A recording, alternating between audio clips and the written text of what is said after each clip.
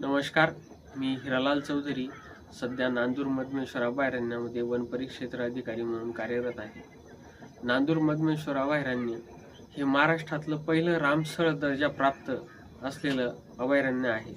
नांदूर मधमेश्वर अभयारण्य हे विविध पक्ष्यांच्या प्रजातीसाठी महाराष्ट्रातच नव्हे तर पूर्ण भारतभर प्रसिद्ध आहे।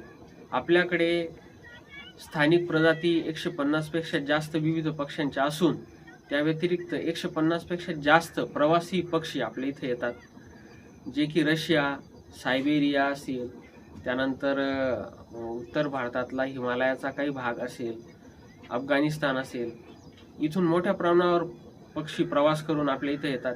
त्यात मुख्यतः वेगवेगळ्या प्रकारच्या बदक ज्या प्रजाती आहेत त्या येतात।